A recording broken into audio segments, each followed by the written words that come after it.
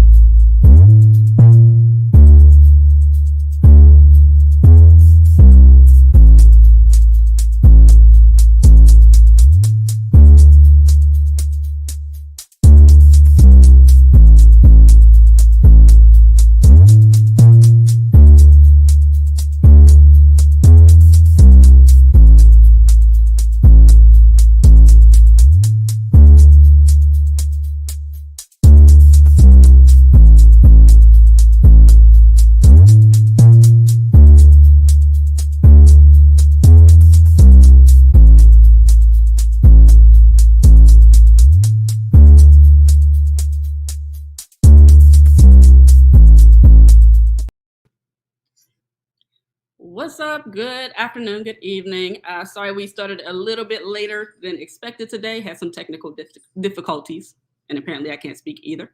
But we're here now. Thank you all for joining us again for another week of the See Us podcast. This is where we explore our own narratives. We amplify our narratives because mainstream media is not going to do that.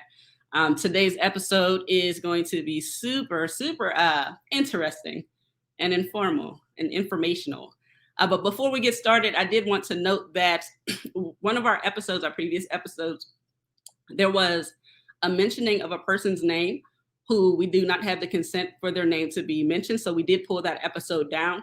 We're now working on editing that video and deciding if we're going to put it back up or not. But at the moment it is down. We do want to apologize to that person for their name having been mentioned, not by myself or our producer, but sometimes that does happen. And we want to make sure that we're not causing harm in the process of trying to amplify voices and protect our community. So just wanted to make note of that. And with that, as a disclaimer, the views and opinions voiced by our guests on the CS podcast may not reflect the views and opinions of the Narrative Justice. As we do during every episode, we honor Leroy Powell. If you are unfamiliar, Leroy was 15 years old in 2014.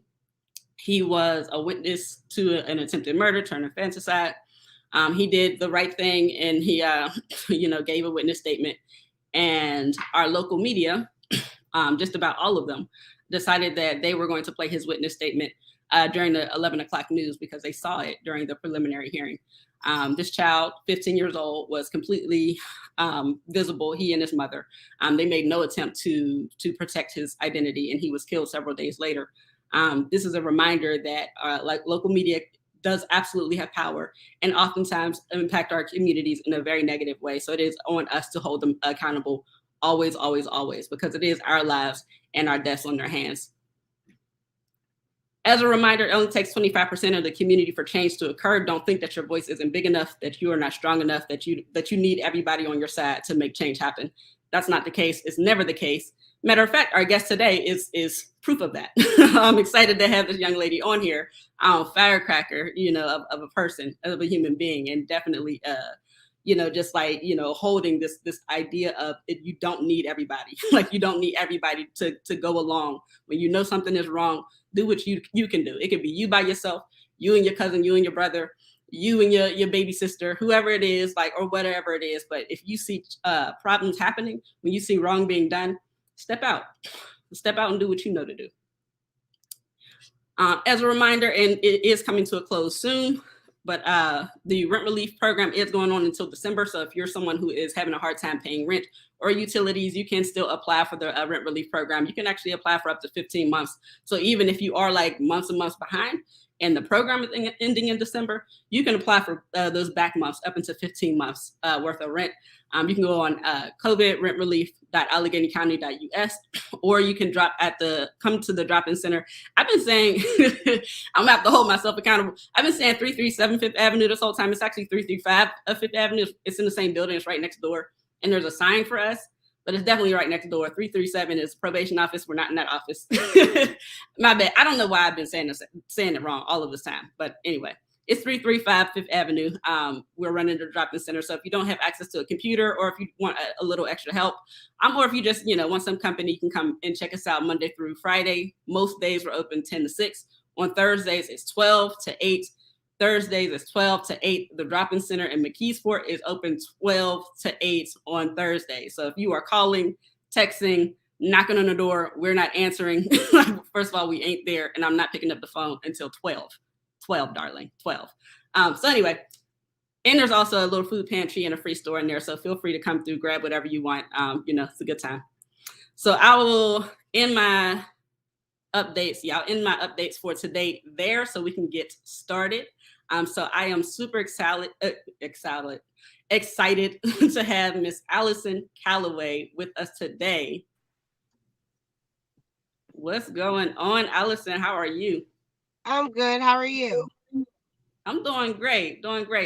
First of all, I really appreciate you agreeing to come on to the show. When I heard about your story, and then as we got a chance to talk a little bit more, like I got more and more intrigued by you, and also like just very thankful about the way that you've been carrying yourself, not only for yourself, but also for the needs and safety of our community, right? Our greater community. So I appreciate that in you. So first thing I want to ask you is, where are you from? I am from Pitcairn, PA. Okay, word. Born and raised? I'm actually born in a small town across the bridge, Wall, PA, but majority over here for a long time now. Okay, word up. And I know you have a business. Can you tell us what it is that you do? Yes, ma'am. I print clothing. I own a company called Self Made, and pretty much whether we agree with whatever you're printing on the shirt or whatever you want made custom, whether it be, ashtrays, posters for your wall, clothing, like I have on, hats, we'll print it and get it out to you. Small Black business, it definitely comes support. We could use the love right now. Word. What's the address? We are at 315 Center Avenue, and that's in Pitcairn. What's Pitcairn zip? 15140.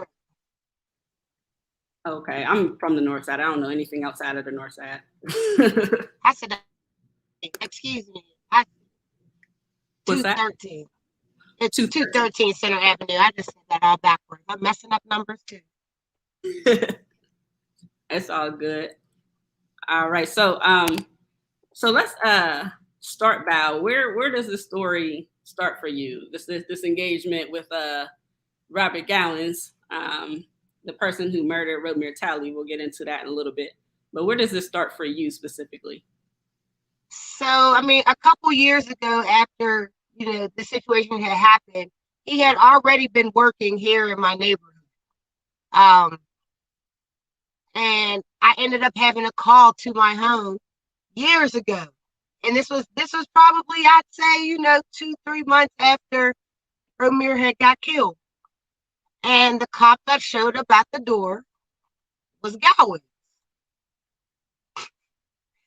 And that's how it started. Once I seen who it was, I just couldn't believe it. And I'm not keeping this to myself.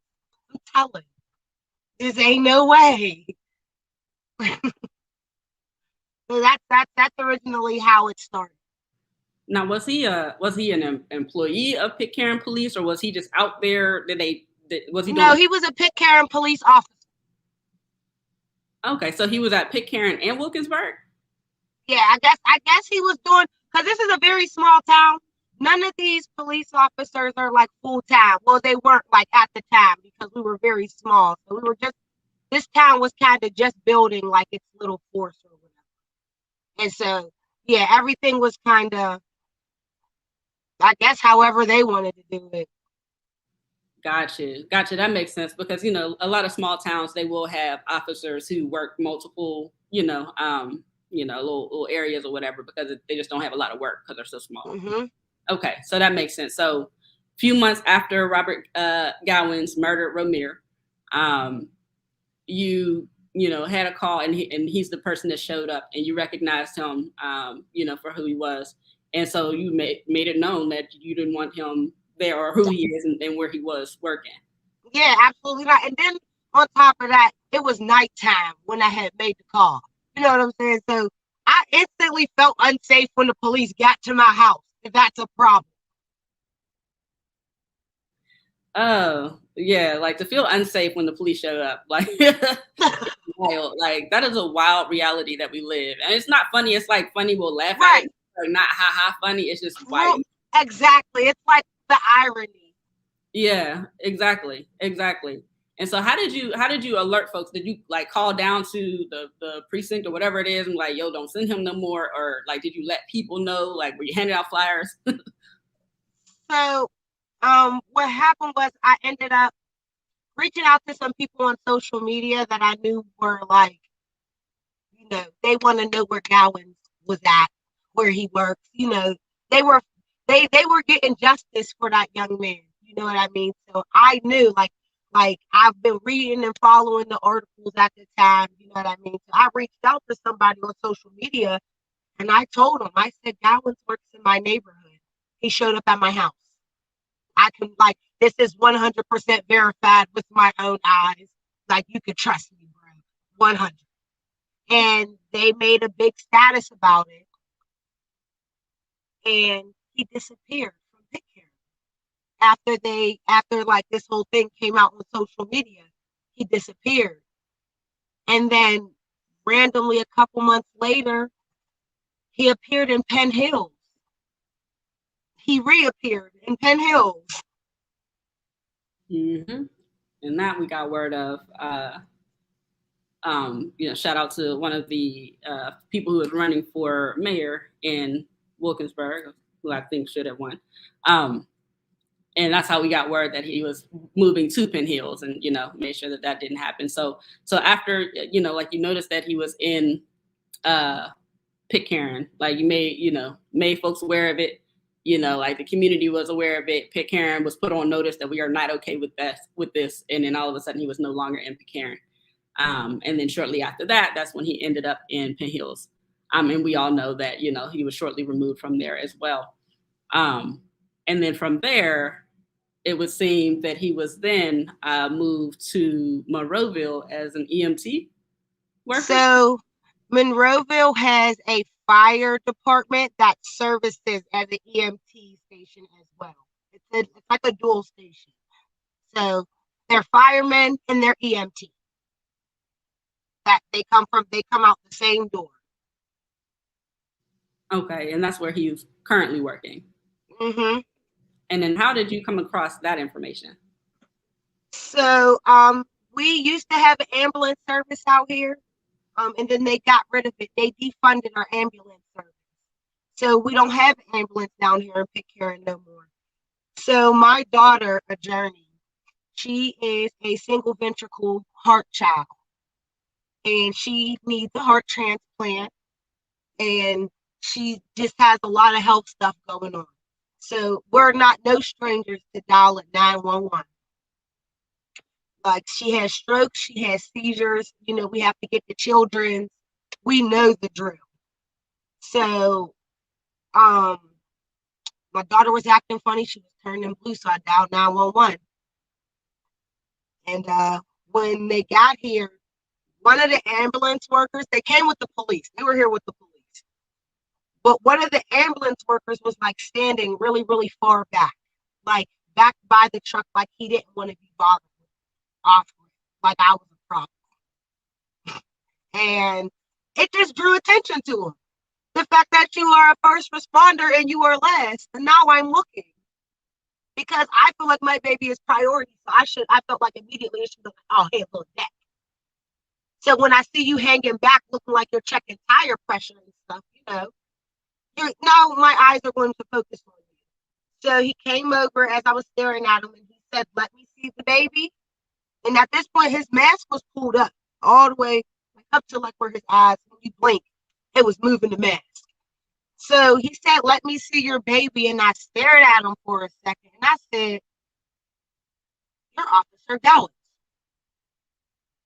And he had his little flannel on, but he put something over his tag where his name was. There wasn't nothing there. He had like a sticky, it looked like a little piece of like medical tape. Like it was like a sticky something. It was over his name. And I said, "You're Officer Gowans, bro. I don't need no name badge to know who you is." And he said, "You don't know what you're talking about, Miss Calloway." Boy, I didn't even introduce myself yet. But you know my last name. You know who I am. And soon as that happened, the police, they got weird because I took my baby back. I said, "I'm not getting in this ambulance with this man. Like doing a killer." That's what I said. Not getting in the ambulance with a killer. Anything can happen to me or my child in between the point of here in Pitcairn to a 45-minute drive to Children's Hospital.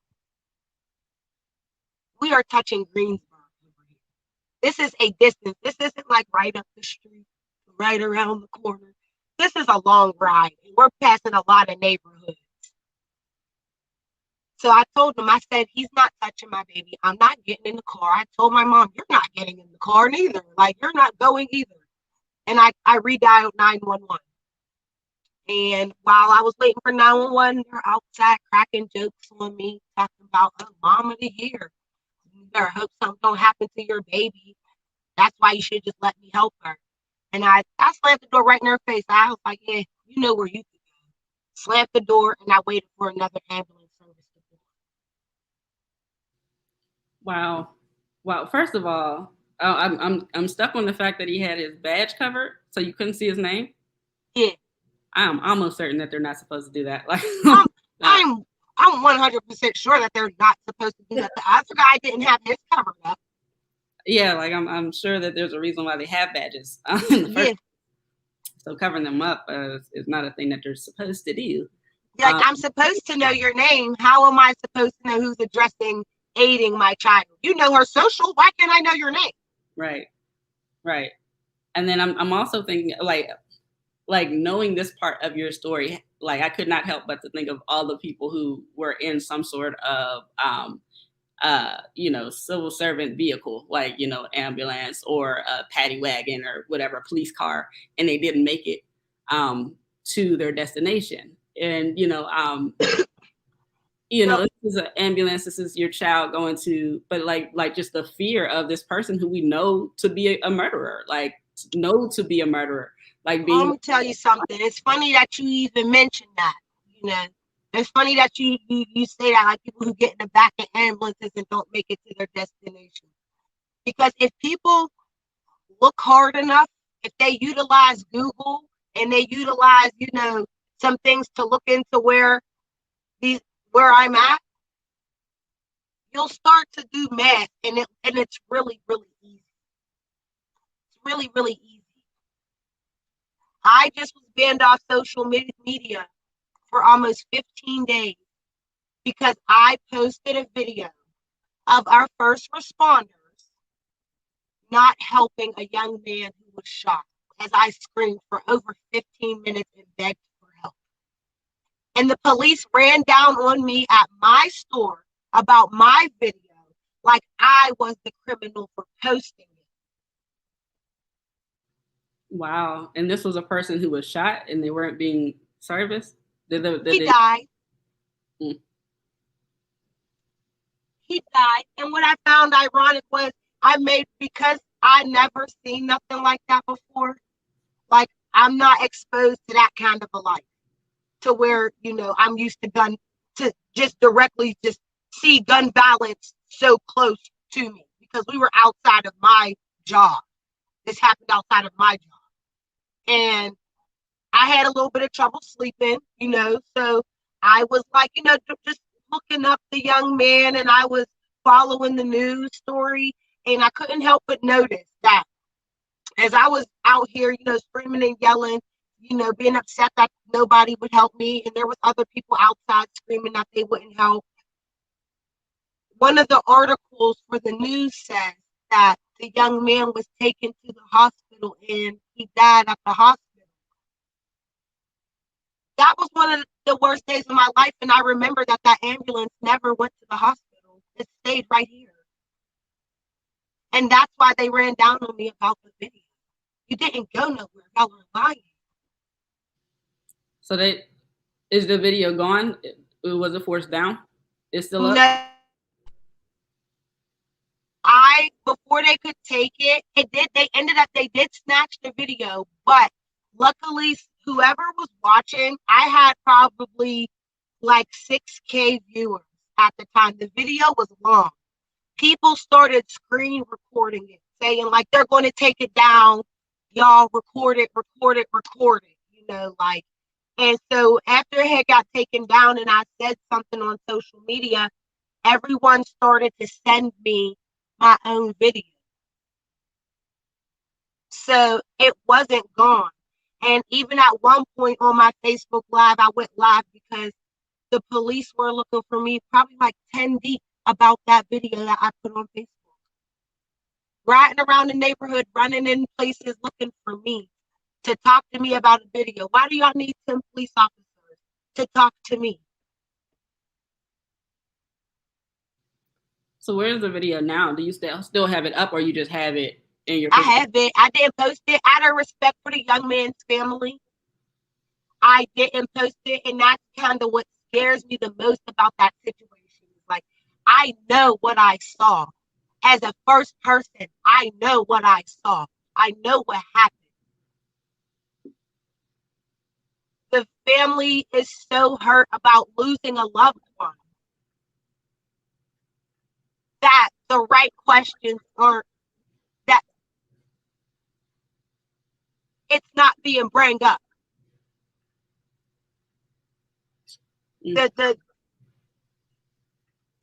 I don't even know like the best way to word it. It's just not being brought up because bringing it up just hurts too much. But that is a fact on what happened. And, I would have never been there to see that happen if our local code enforcement and them weren't in front of my job trying to shut us down. And I was outside speaking with them when the shooting happened. They were searching my job.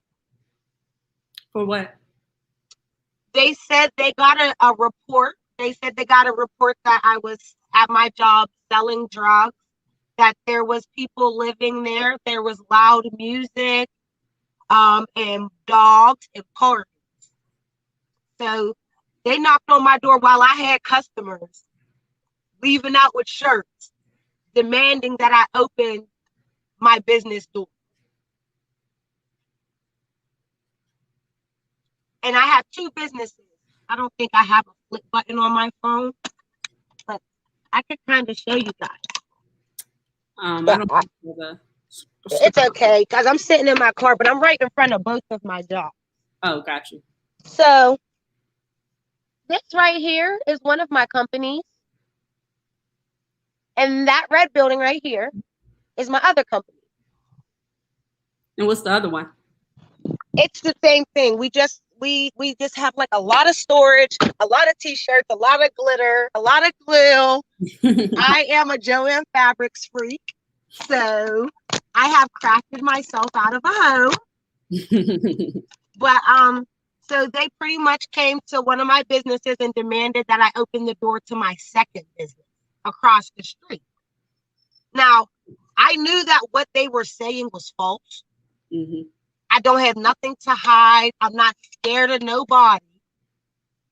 I said, I'm going to open the door just because.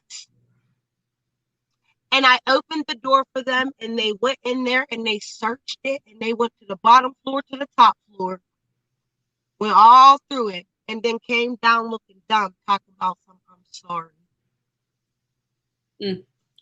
We have a video of the police at your business that I'm gonna share right now. Is that okay?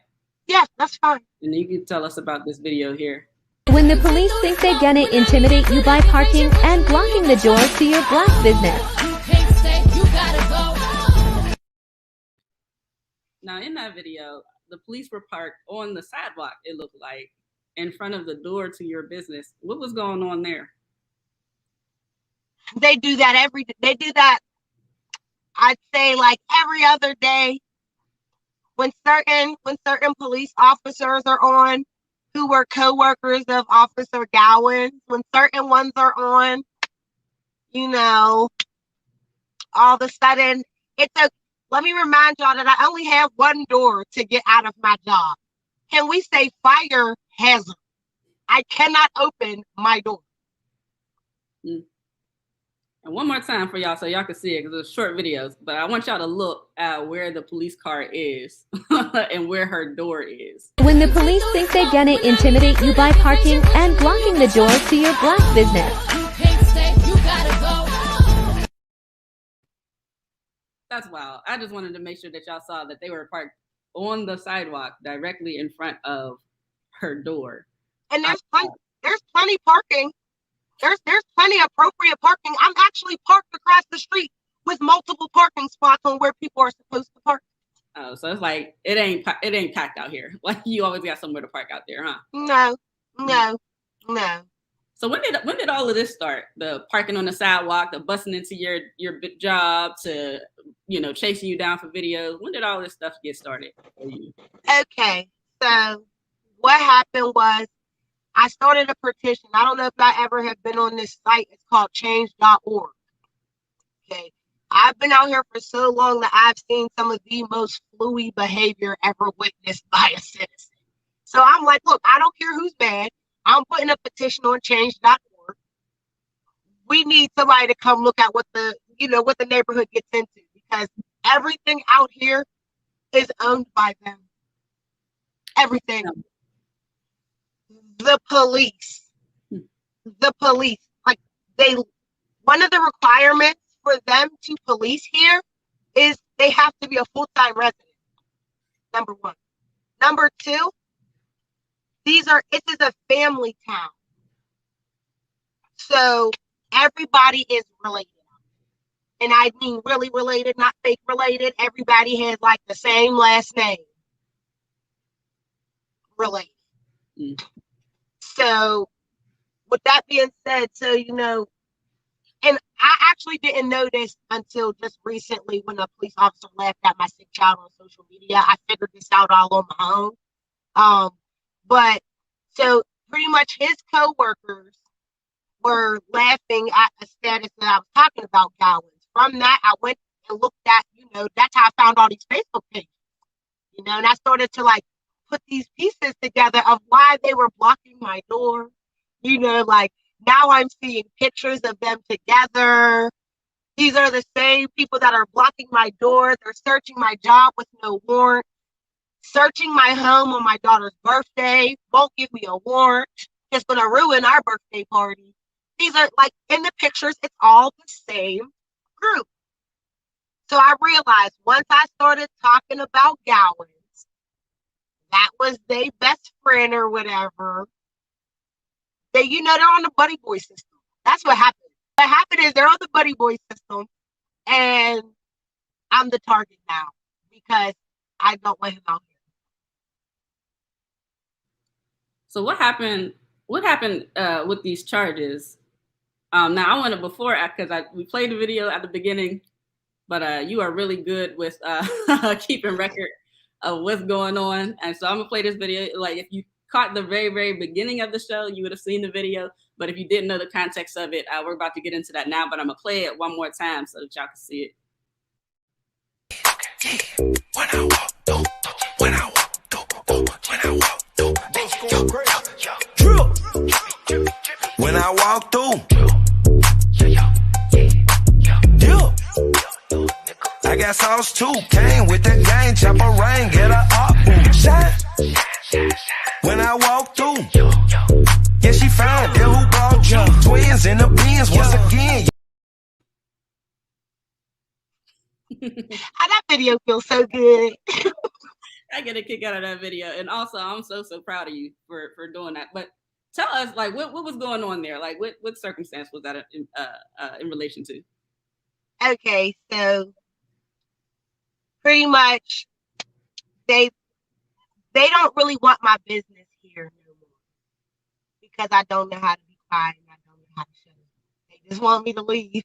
But pretty much what happened was literally I got set up. Like, that is the nicest. I literally got set up. Like, randomly I'm in my job, and outside of my job it's like 15-minute parking. There's signs and everything. I be up till like 3, 4, 5 in the morning sewing. So I'm in there by myself being a scaredy cat. First of all, this ain't the best neighborhood. So I'm looking out my store window sewing, and I'm like, why is this car sitting here? Like, I'm getting nervous. So I go on Facebook Live. Facebook Live is my answer to everything, okay? Because they will make you believe that I didn't see what I saw. So I am a Facebook Live queen. So I get on Facebook Live and I start talking to Facebook Live, and I'm like, y'all, look at this car. It's 15-minute parking, and they've been here for 40. And they ain't even got out yet. Windows is tinted. It just looked at sus. It looked at like real sus. So I went out there on video and I said, excuse me, are you okay? Is there something that I can help you with? And the man rolls the window down, and it's a cop.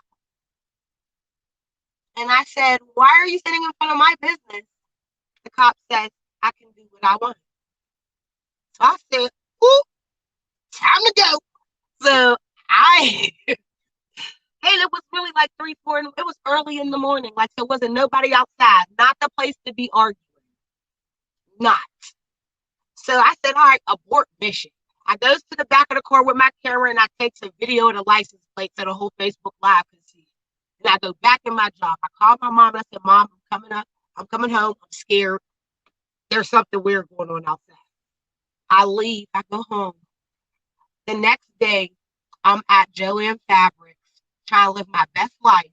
And my friend calls me. She's like, girl, the police got your job surrounded. There's like 20 police out here. They got guns and everything. So I'm like, well, now I'm not coming. Like way to uninvite me because I didn't know what was happening at this point. So I call the police to find out what the police is doing at my job. And I call them and they tell me, no one's at your job. There's no police there. And I said, listen, the whole neighborhood is not going to lie about the police being at my job. This is a little town. They were really excited about all this police activity. So it was like they were talking about it. They said, well, you got to figure it out for yourself. So I go look myself up on the PA docket app. And it's like this little app where you can see, charges or anything that's going on. And it says a warrant for my arrest. I ain't no Georgia peach. So when I first seen warrant for my arrest, I was like, I don't be paying all my fines on time. My speeding tickets is definitely overdue. So I definitely thought when I originally seen it, it was about to be something we could just, hey, get it about the way. I seen charges for hindering prosecution, tampering with evidence. I just seen like straight felonious charges. And I'm like, wait, when? When? So I decide, I said, well, look, I tell Facebook Live, I said, look, y'all, I'm going to turn myself in. I tell Facebook Live where I'm turning myself in at. Turned myself in on live. I called the police and told them what time I was turning myself in at. And I came outside. When I came outside, they just swerved me. They arrested me. They took me down to the station. They left me there.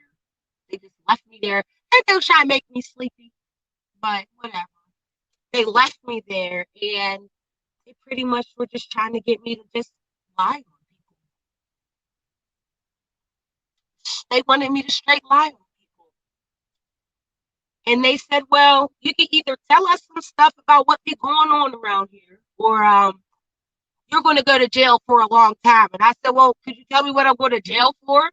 And he said, there was a shooting that happened, and you were there, and you took evidence from there.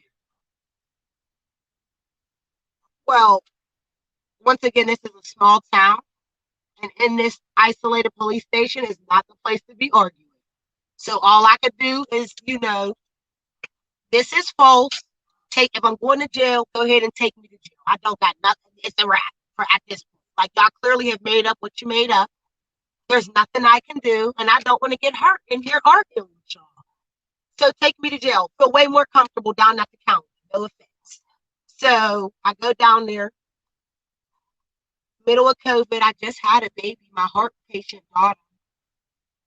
And so like my mom had to come get my baby and stuff. And I went to jail and I got out and I kind of pieced together. The police didn't know that the inside of my job is on video. That's the problem. So they did a lot of lying and a lot of hole digging. And I'm on 24-hour surveillance inside of my job. And because I'm the only one who works here, I'm always inside of my job. So if you say that I was somewhere, I can easily prove that I was not.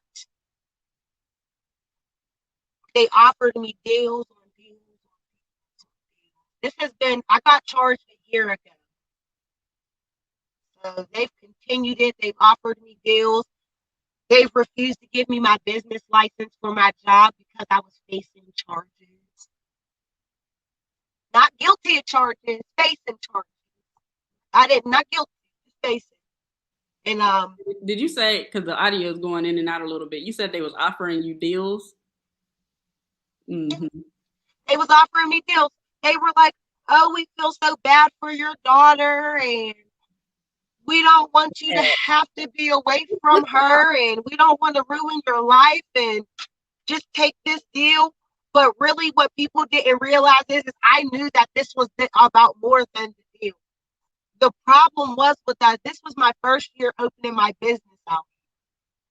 Inside of one of the ordinances, if you get found guilty of a crime, they have the right to not let you live out here anymore because it's privately owned. Our light company is privately owned. Okay? They can shut your lights off whenever they feel. You cannot call the PUC. They are not ordained or commissioned by the PUC. They do what they want because they pop it. Wow.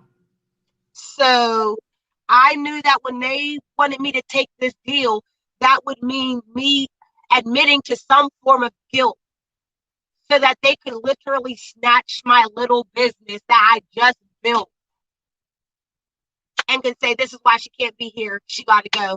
See, I told you she was the bad guy. I knew what it was. So won't no deals be taken because I know I didn't do anything wrong. If you're going to whoop me for what I did. Don't whoop me for what I didn't do or what you make up about me. That was the problem. So I couldn't afford no lawyer. You said I didn't want the public. Huh? You said you couldn't afford an attorney? No, I couldn't. I couldn't afford an attorney. I could barely afford my business at that point. So my lights are currently off at my business because it's been such a hardship this year because I've used this year to defend myself, So I'm, back to getting it out the mud again, which I don't mind. Surely I'm proud. I don't mind at all. But it's a hardship. I couldn't afford an attorney. When I was released from jail, I was not allowed to be in contact with my daughter, who I had just had. Because I was in Allegheny County Jail and they had that bad COVID outbreak, my daughter was waiting for a heart transplant. And they couldn't take the risk of me possibly have contracted something while I was at Allegheny County Jail. So I wasn't permitted to see her for 30 days. I had to, somebody else had to care for her. So I missed one of her open heart surgeries because I wasn't permitted to go. And because I had to keep going.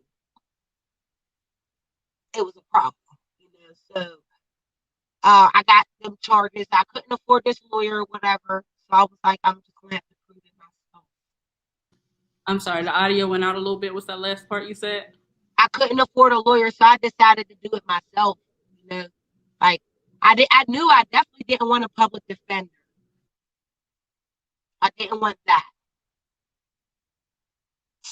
so I did it myself, and it was hard because a lot of times the judge would keep asking me, like, "Are you sure this is what you want to do? Like, do you want to take more time? Do you want to consult? Do you need more time?" I didn't have no more time to give. Like, my daughter is sick. My business is going down the drain. This is all the money I have saved in my whole life. And it's like I was watching it get taken from me because I didn't know how to shut up. If I would have let Gowans mind his business, none of this would be happening. None of it. When I went, and I still don't even understand how, when I just was on trial for those crimes that they said that I committed, an officer got caught lying on stand and nothing happened to him except the fact that that's what caused me to get found not guilty. But isn't lying on stand a crime?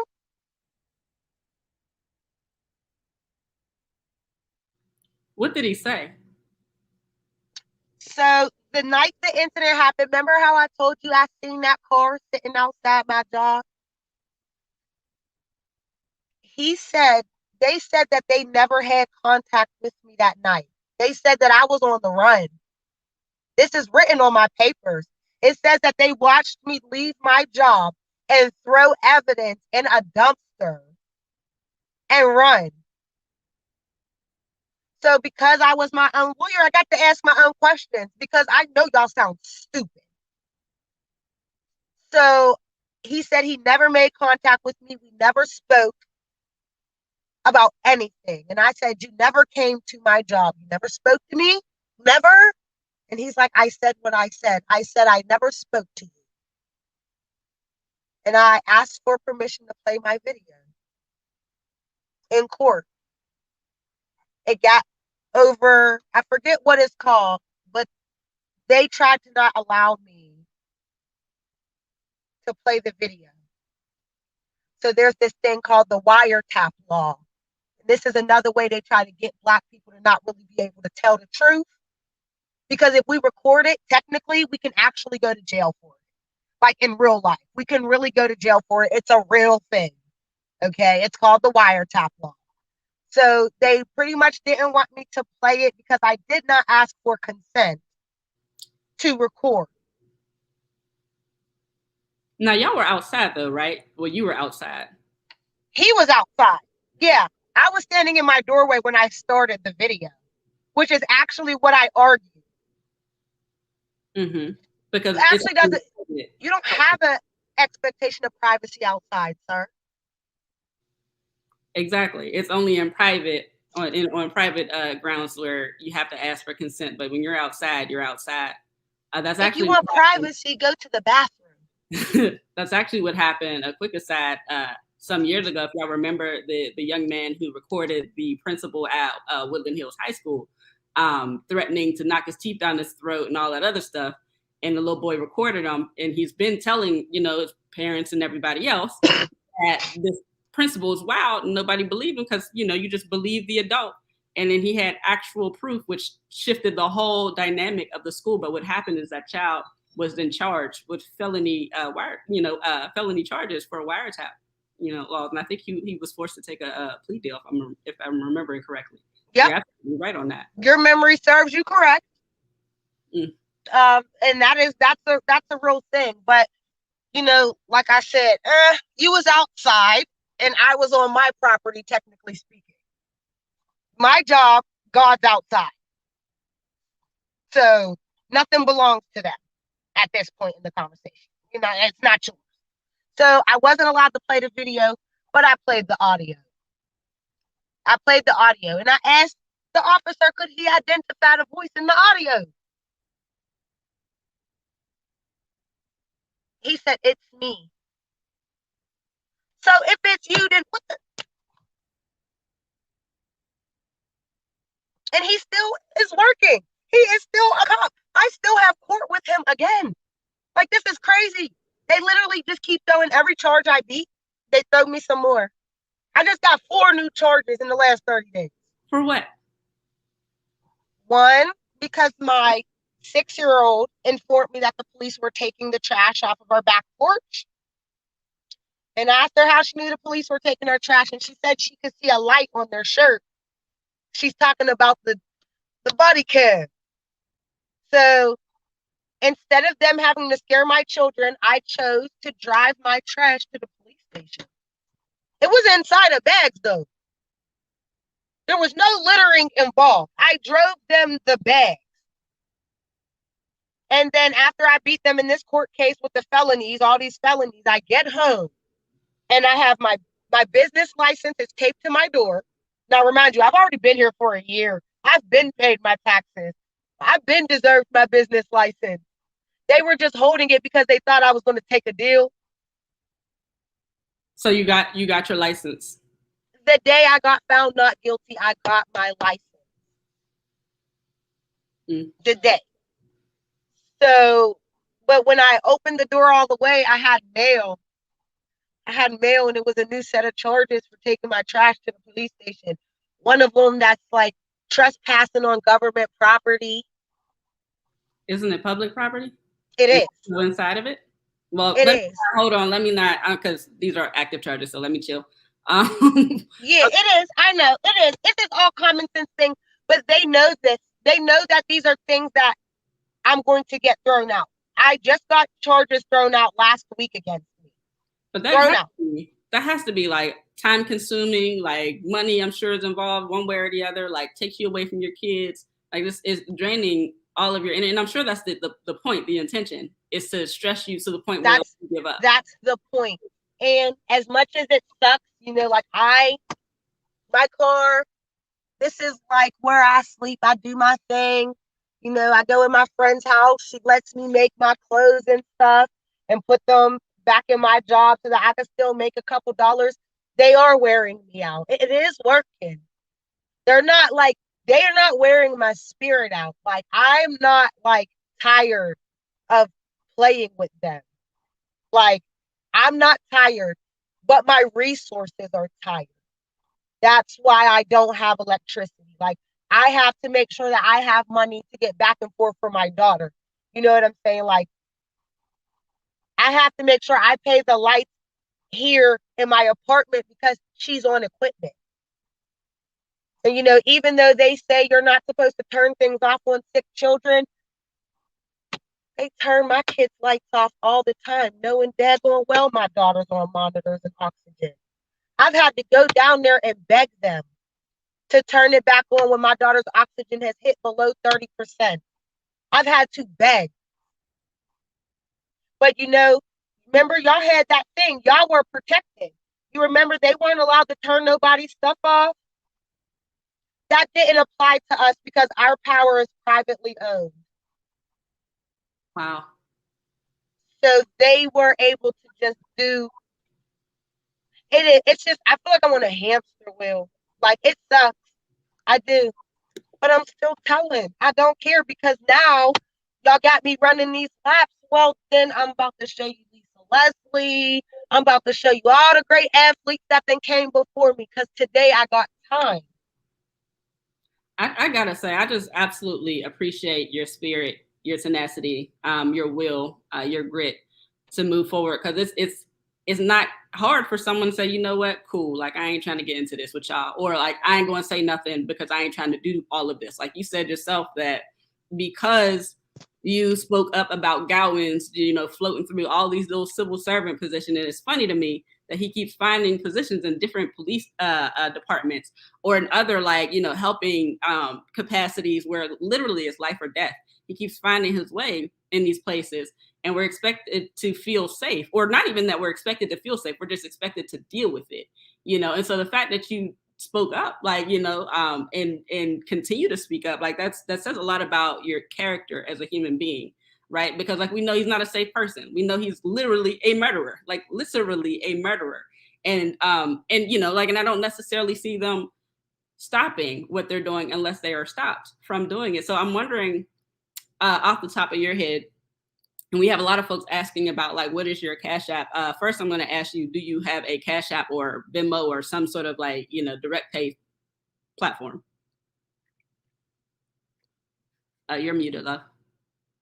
I only have a Cash App. Just guess because it just works easier, and I don't know. Making other stuff is just too much time consuming. But I do have a Cash App. What is it?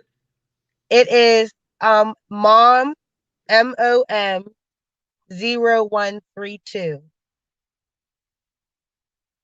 That was mom 0132. Mm-hmm. Because I have 3 kids. So that's where that came from. But with that being said, and I think and it brings up another issue, which is why I'm kind of glad I got the chance to speak on this. Because with all this, y'all have to remember children, youth, and families. Okay. Y'all have to remember that they will make you this bad, bad, bad person. And then use children, youth, and families to make a nightmare even worse. Mm. So in the midst of me being all these things, I have dealt with children, youth, and families coming to my home probably 75 times in the last year. From anonymous calls, not even people who identify, anonymous. Ever since I did this, they have anonymously been in my life. They've never opened up no case on me because there's nothing to open, but they keep coming back because it's the law. They have to. Every time a call comes, they have to do their job because God forbid something really happened to a child. And that's why I'm not mad at them for keep coming. You know what I'm saying? It just goes to show like these are the reasons why like my mental health is shot. And then you got police on social media laughing at my child. Like I said, I'm no Georgia Peach. I swear.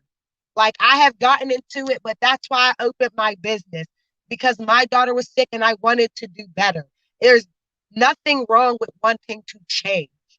I can openly admit that I was not the best individual, but I'm a work in progress and I deserve the right to change. I don't always have to be a bad guy. Things make people change. Life makes people change. Watching my daughter fight death has made me change. It's like, it's kind of just, I feel like, but when you are laughing at my child on social media and you are a police officer and I have to come in contact with you, I feel like you are egging on behavior, that you're trying to paint a picture of the way that certain people act. And it's not fair. It's not fair that they can poke and poke and poke and ruin lives. But if I do 10% less, then I'm charged. I'm fighting a legal case. I'm getting my fingerprints taken and not for a good job. Like, it's offensive. And I'm like, you're quick to talk about me when I got charged. But when I got found innocent, did y'all talk about that? I think you hit on a lot just now, like not only in your specific circumstance, but how like, labels and narrative is weaponized to harm people, right? Like that's the whole reason why we even have this show is because folks are manipulating narrative, are painting like violent pictures of people in order to bury them, to destroy them, to hurt, harm, to exploit. Happens all of the time. Speaking about, like as you were talking about CYF being called 11 times, anonymously reminds me of Robert Gowans calling the store owner where his Ramirez mural was painted and harassed him and called down to, the city and had that mural removed. Like that's the type of violent stuff that the police get away with and hide behind the same system that's supposed to protect us, right? Like, but we're supposed to just like, oh, all right, well, we'll just go along with it and we trust you. But when we trust and you, everything's supposed to be okay. mm-hmm. It's supposed to be okay. when we trust you, we die. When we go along with the process, we die. Like, like that's just what it is. Like it's like the only time that we're safe really is when we speak out. But even then, it's still a fight, right? Like clearly to your own story right now, your own testament right now, it's still a fight. But if you didn't fight, like I don't even want to think about where you would be right now if you did not fight for yourself. And my thing with Gowans, my whole beef is it is about him taking an innocent life. But my problem is that there's young men. I look at my brother looks like Romir. My neighbor's son looks like Romir. The boy across the street looks like Romir. I see a lot of them out here. And I have been out here for 12 years. I have watched these young men grow up. I've watched them make the wrong choices and then start making right choices, make right choices, and then make wrong choices. Okay. I've watched them. But just like me, someone who had a chance to change, it don't be too late for them. And nobody has the right to rob anybody of any opportunity. So with all these young men who fit the description, I'm scared for them. And if I don't feel like you can make an impartial decision, then as someone who pays their taxes, then I should have the right to say that out loud without feeling like I'm just talking out the side of my neck. Absolutely. And while we're on it, like just as a reminder, we found out that Gowans absolutely knew that he was following the wrong person because the 911 operator told him as much, and he continued to pursue him. He did it anyway. And so like at that point, it wasn't him, a mistaken identity. It wasn't Romir was doing something illegal or caused to be hunted down. He was just being hunted by Robert Gowans. That's just what happened. That's just what happened. Like this is an actual murderer here that's just floating through Allegheny County from, police department to police department, fire department, EMT, like just floating through, and everyone's acting like he's not a violent person. And it's okay, but maybe it's because he's violent towards Black people, and that's the problem. If you look though, it was honestly at one point out here, we had a literal bad batch. We had a literal bad batch. And when I say that, I was quiet for long enough. Before I spoke on Gowans, there was plenty of things that I should have spoke on. But because I wanted to live a peaceful and quiet life, and I didn't want my kids to have no problems, and I didn't want nobody bothering me, I minded my business. And that was not the right thing to do. A hard decision, yeah, but it wasn't the right thing to do. But even with that being said, even when previously I've tried to speak up, we had an officer go, she was on the news. On the news. This was public knowledge on the news for saying racial slurs on Facebook and TikTok after I filed a complaint on her. This was and then she was fired from 2 police departments for this very same thing. She was working the same time Gowans was working. So who is the honest person when somebody does something wrong? I'm not saying we don't need police, because we do. We do. The problem is we need honest police. If Jimmy steals a Kit Kat from the corner store, then Jimmy deserves to go to jail, but Jimmy don't deserve to die. Mm-hmm. Mm-hmm. We need systems that will hold them accountable. And I know like accountability is like the buzzword right now, but literally like in practice, because the problem is that Gowans has not been held accountable.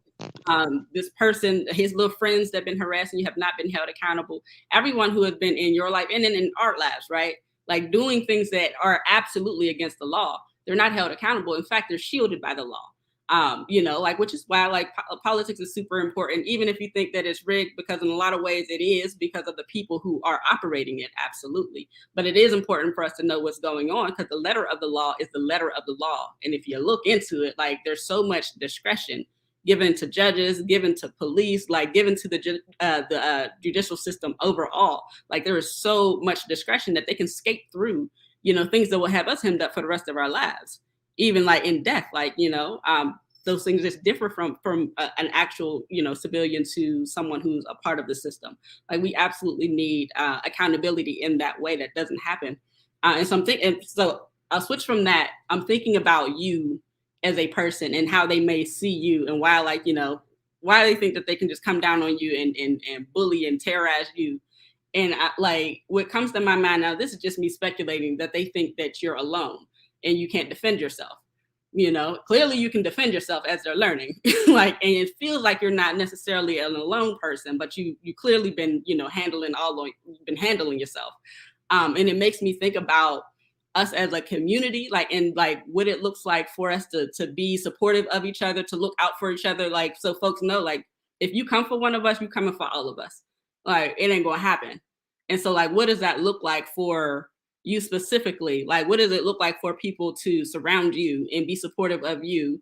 Because Pitcairn ain't but a minute long. So, like, what does it look like to make sure that you aren't, that they know that you ain't you ain't alone, that they on notice about that, but also for people to support and surround you so that you're safe and resource, your family is safe and resource, and you know, you're able to move forward with your life without this being a constant thing. In the beginning, I didn't have a lot of support. I was wrong in everybody's eyes. Allie just do too much. Allie don't know how to just not. And I even lost my business partner. You know what I mean? Who thought I actually did this crime. Like, and that hurt. You know what I'm saying? Because people that I thought that knew my character good enough, you know, started to question my character. And it kind of just made me start questioning my friendships. You know, and I was alone for a long time. And then it just seemed like when the right people, it's just like I just had to teach my little sister, man, just because they're your friends don't mean they believe the same thing as you. Okay? Like, and that's one thing that I have learned. You know what I mean? It's like people was my friend, but they don't believe the same thing as me. That you have to surround yourself around people who are like. People who can just see and call a spade a spade. You know what I mean? And it's like I'm getting support from people now that I didn't even think liked me. People who never said not one word to me. People that I probably talked about, like she's mean or blah, blah, blah. Just random reach out to my inbox have meant the most. Like people be like, keep your head up. People checking on me. People making sure that I'm not walking outside out here in the dark by myself. You know, it feels empowering. And that's why I be laughing about everything that happened, is because y'all could cut up as much as you want because now people see you. I'm sorry, it got kind of dark because it's raining out here. But now people see you and now people can see what's happening. And I'm glad that I'm not invisible. So like I used to call my dad and cry because I felt like if something happened to me, nobody was going to know what happened to me. This town is so small that anything could happen. I could walk down the alley and just disappear. I could be taken to jail and not make it to jail. And I make sure I go out of my way to tell people I don't want to hurt myself. I would never run away from my friends or my family. Now I know that people know if I don't show up tomorrow, they got questions for y'all. Somebody's going to ask about me. I'm not invisible no more. Because when I was going to jail and I was in those handcuffs, I felt invisible. I felt like, why can't nobody see what's happening? When I couldn't afford a lawyer and I was out here begging lawyers to like, just help me. Just do anything. Tell me what to say, anything. When I was begging, nobody was hearing me out, but it means a lot that people hear me out now.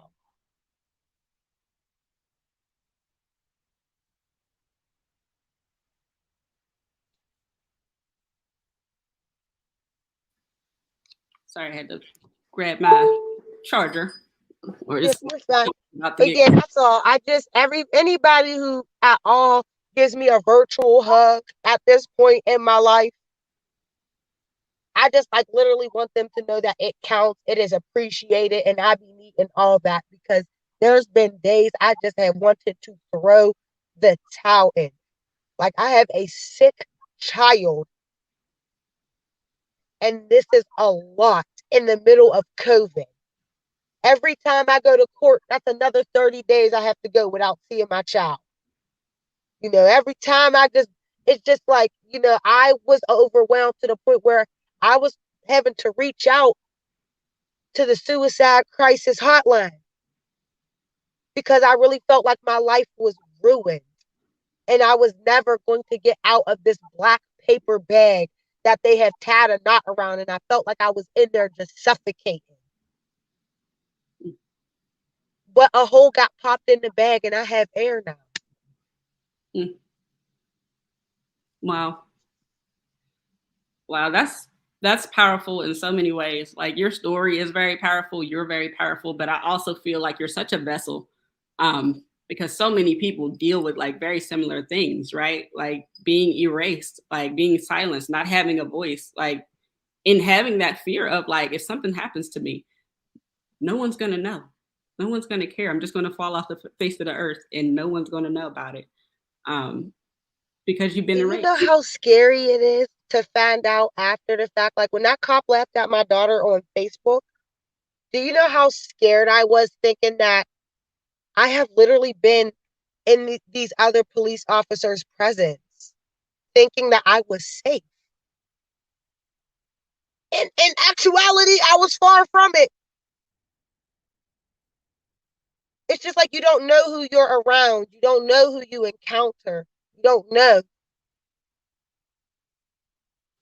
But now they know. And you should feel safe with your public safety officers. Like you should feel safe with the police. And it's a shame that that's so often not the case, and Karen ain't bigger than a minute, so like having one officer that you don't feel safe with is a lot. Having multiple is just a lack of safety. It's just a lack of safety. I'm not sure if anybody knows. I feel like I know this, but I don't want to speak incorrectly. But I'm sure there are ways to report those officers. So just like they are calling CYF, I'm sure like, EEOC can be called and other, some sort of system to at least put them on paper. So if anyone is aware of what does it look like, especially in like smaller boroughs like Pitcairn, what can be done not only by Allison, but by our greater community. It's beautiful to send that love and that support for her. Also, if you have a minute out of your day, so many things are virtual. Well, usually you're supposed to take the complaints to the mayor. You're supposed to go to your mayor. However, this is the same mayor that yells at Black children outside for coloring on the sidewalk with chalk because, and I quote, "Today it's chalk, tomorrow it's graffiti."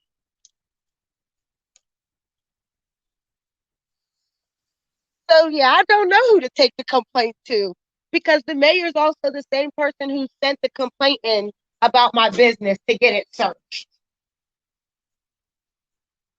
You're part of the problem, sis. I don't know who to call. I don't, and I've asked this a lot of times. And so somebody got the answer for me. I promise you, I want all of the answers. Like, I don't care who I got to write, text, email. I'll take it all. Well, if anyone does have answers for her, please definitely. Because what we definitely want to do is make sure that Allison, her children, her family is safe. And also like the people, Black people specifically, and Pitcairn are safe. And right now it does not sound like that is the case at all, and it's known that that's not the case at all. So anything that, any information, any support, if you can make calls, definitely do so, but definitely reach out to Allison because she's been fighting for her life and fighting for us at the very same time for over a year now. Allison, is there, so it's been sometimes a little bit longer of a show, but all of this was very necessary. So we're going to wind down. Is there anything else about your story that you feel is important for people to know? Anything else that you want to add today?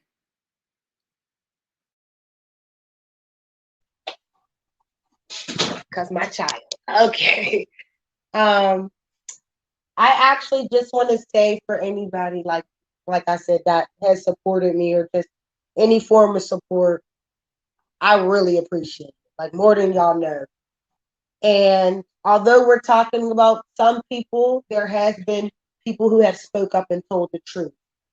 And that's even more important. People who, for legal reasons, like we said, we can't say who, but people who were in high positions that knew that I was being wrong, speaking up and making this an even playing field for me because I felt like it was an uphill battle and I was on the bottom. So, like all the encouragement, it just pushes me every day to just go a little bit harder, a little bit harder, a little bit harder. And I can't say how many times I appreciate every minute, every second of it. I just appreciate you. Thank you so much for taking your time. Someone did ask, what's the mayor's name in Pitcairn? Oh, her name is Mayor Betsy, and she actually holds the record right now. This was just a big news article for being the oldest mayor. The oldest mayor, yeah. The oldest mayor. I'm not sure what to do with that title. I think she's 89 or something now? Mm. Yeah, the oldest mayor. Okay, so Beck T is her name? Yeah, her name is Betsy. Her last name, I'm not quite sure if it's like Slivico. But literally, if you type in Pitcairn, PA, and mayor in Google, all the news articles will pop up about, how she's like, oldest mayor. Got you. So, we're in the age of social media and the World Wide Web. So check out, Pitcairn Mayor, and she will pop up. I want to thank you again for being you and coming on and sharing your story today. Like super powerful. And I feel like a lot of folks needed to hear it, not only for, the purpose of pouring into you and supporting you, but your story is so many other people's story. And so like to have that encouragement of like, for one, you can definitely defend yourself. You can definitely protect yourself and don't let anybody intimidate you into thinking that you cannot. But also like, right is right, wrong is wrong. Like you can absolutely walk in your power. And you will be resourced and provisioned to do so. So I just really appreciate everything about you. And you're just a ball of energy. So I appreciate that. And just in case anyone doesn't know, the law library is totally free. You're allowed to go there. Mm-hmm. Can nobody stop you from getting any of those books? It doesn't even matter if you owe the library Carnegie money. You can still go read the law books for free. Boom. Boom. Now that's a resource in and of itself. The name of your company is Self-Made Print Company, and it's 213 Center Avenue. Yes, it is. 15140. So if you need shirts made, you can go and check her out. Definitely support this Black business. Put some money on her books in that way. Please, I insist. I'll make y'all whatever shirt you want. I promise. And then also her Cash App is, take that down, Mom0132. So definitely show her some love. Like she's been fighting for over a year now for her own freedom and safety.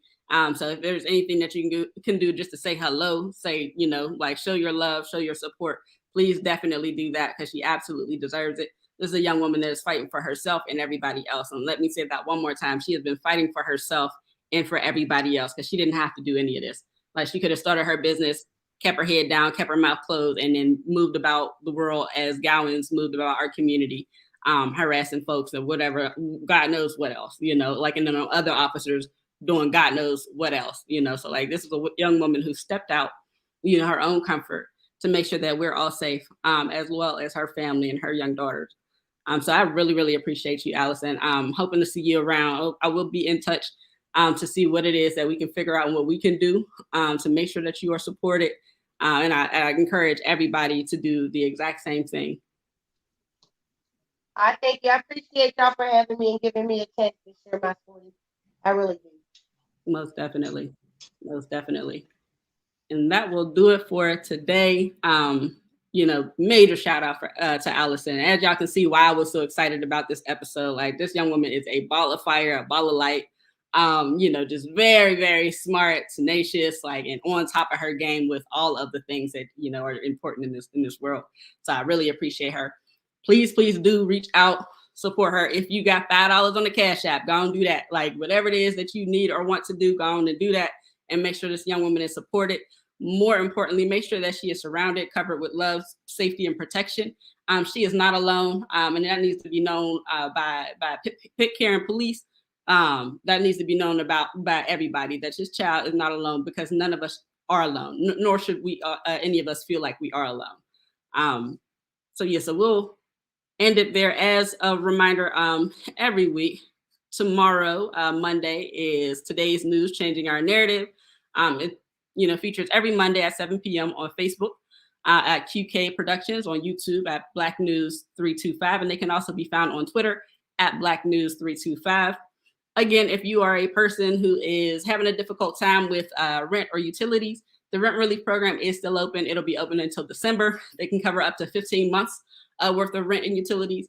And so if you would like to apply, you can do so at covidrentrelief.alleghenycounty.us, or you can check us out at the drop-in center in McKeesport. It's 335 Fifth Avenue. I don't know why I won't change that, but it's 335 Fifth Avenue. I will have that changed by next week. McKeesport, PA 15132. We're open Monday through Friday, 10 a.m. to 6 p.m. on most days. On Thursdays, it's 12 p.m. to 8 p.m. 12 p.m. is when we open on Thursdays, not 10 a.m. So if you show up at 10 a.m., you will be waiting until 12 p.m. to get in. And that'll do it for today's show. Yeah, have a good one.